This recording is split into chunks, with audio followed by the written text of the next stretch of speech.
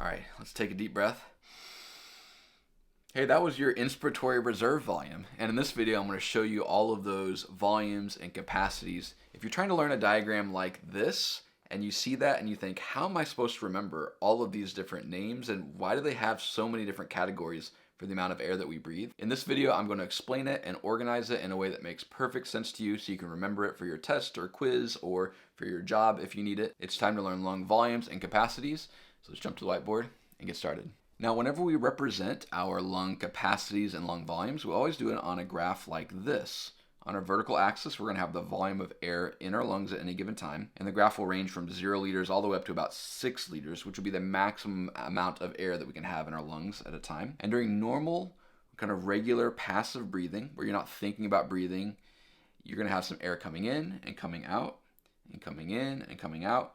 And that volume is going to be called the tidal volume. Just like the tides at the beach coming in and going out, it's very passive and relaxed. That's our tidal volume. We see that on the graph right here, spanning from about 2.5 liters total in our lungs to about 3 liters total in our lungs. That means that our tidal volume for most people is going to be around 1/2 of a liter, about 500 milliliters. And that's during normal, relaxed breathing. That's the tidal volume. Now, if you breathe in as deeply as you can, you're going to reach what's called the maximum inspiratory volume. So if you breathe like this, as much as you can, you'll have reached about 6 liters total of volume. Now, this range right here is called the inspiratory reserve volume, and it's the difference in volume of air in your lungs from whenever you've got a normal relaxed breath in, and then from that point you breathe in as deeply as you can. And so it's going to be around 3 liters of air that you can breathe in to try to reach that maximum inspiratory volume. So we've got our tidal volume right there. We've got our inspiratory reserve volume right there. And again, that's the amount of air that we can breathe in whenever we breathe in really deeply. Now, if we have an inspiratory reserve volume, then we also have to have an expiratory reserve volume. So that would be what's going to happen is if you take a normal breath, and then you're going to breathe out as deeply as you can to reach this point right there. So breathing out as much as you can. You've reached what's called the maximum expiratory volume, or the minimum amount of air that you can have in your lungs, because you've breathed out as much as possible. And that gives us another volume on here, our expiratory reserve volume. So that's the amount of air that goes out of your lungs whenever you've done like a normal, regular exhale during passive breathing, and then you force out as much air from your lungs as you can. The amount that you're able to force out at that point is called our expiratory reserve volume. So we've got our tidal volume right there, inspiratory reserve volume above that, expiratory reserve volume below that. Now we got one more little range here on our graph, and that's going to be the residual volume. In other words, whenever you've breathed out as much air as you can, there's still a little bit of air left in your lungs and trachea and bronchioles and all of that. That amount of air that's still residual, it's like the residue that's left over after you breathe out as much as you can, that's our residual volume. So those are the 4 volumes that we need to know. We've got our tidal volume during normal passive breathing. We've got our inspiratory reserve volume, the amount of additional air that we can breathe in after kind of a normal, resting breath that we're taking. And then we've got our expiratory reserve volume, the amount of air that we can force out after we've done like a normal, just passive exhalation. And we've got a residual volume, the amount of air that's left over after all of that. We can measure those 4 volumes using spirometry. So you might be in the hospital and you breathe into a machine or sometimes they've got like a little container thing that you breathe into and it moves the thing up or down.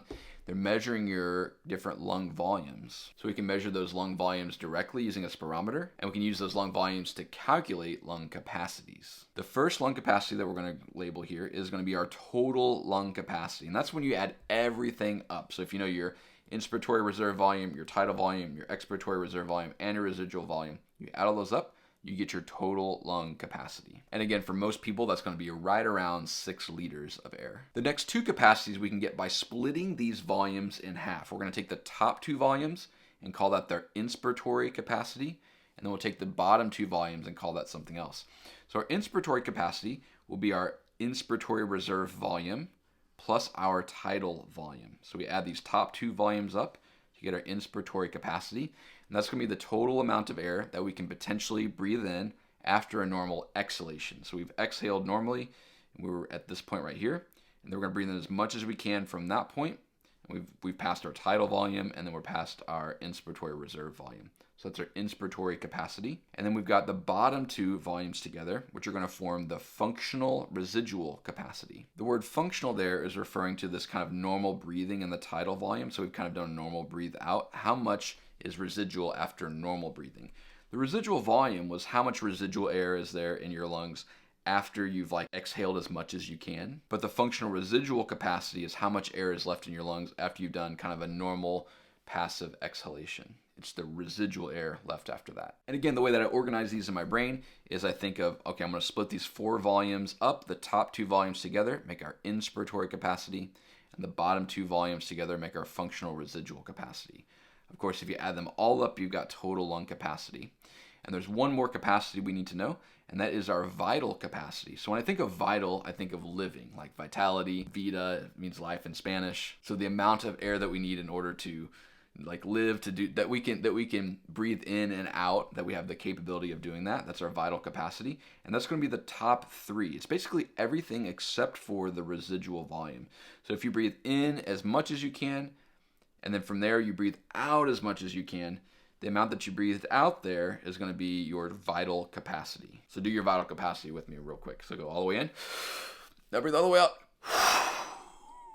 That was kind of fun. That amount that you breathed out from the top all the way down to breathing out as much as you can, that was your vital capacity. Or you could think of it the opposite. If you breathe out as much as you can, it's the total amount of air that you can bring into your lungs from that full exhalation all the way to the full inhalation. Now at this point, if we organize them in our brain like this, they're not that hard to remember. You've got 4 volumes: inspiratory reserve, tidal, expiratory reserve, and residual. We've already talked about the meanings of those. And then you just got to organize those into the capacities. If you add everything together, you've got total lung capacity. Makes sense, it's the total.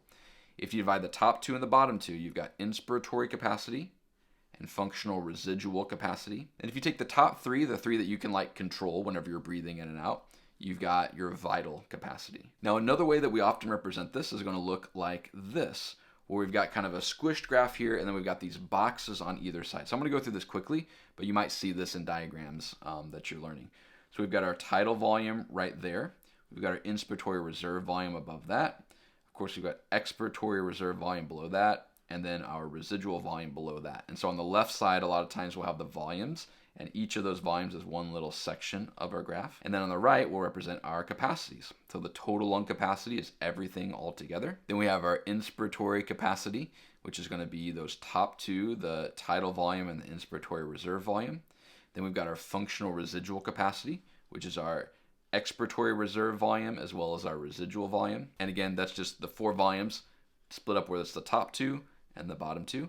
And if we take the top 3, we've got our vital capacity, which is the total amount of air that you can breathe in to breathe out. Of course, when I first looked at a graph of all of this stuff, it was pretty confusing. I'm like, how am I going to remember all these different names? But if you remember it like that, the 4 volumes first, and then combine them in these different ways, I find that it's not that hard to remember. Now, before you go, you're probably going to forget that if this video is all that you do. So I want to give you a chance right now to pause the video, see if you can name all of those volumes and capacities. And here those are back.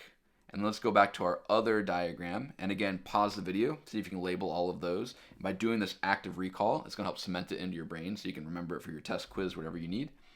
And there's all those volumes back. Awesome. Special thanks to everybody that supports the channel on Patreon or YouTube channel members. If you are learning anatomy and physiology and want to really take your learning to the next level and make sure you're using the right strategies to learn, I've got a free anatomy and physiology survival guide. There'll be a link in the description for that. And I have other resources to help you learn, guides, flashcards, and of course I have my Memory Lab program, where it's my course where I teach you the most effective strategies for learning A&P to make sure it sticks in your brain long term.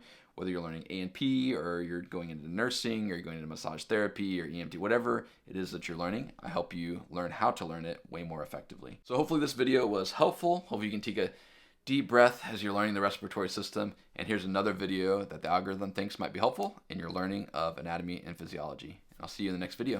All right, bye.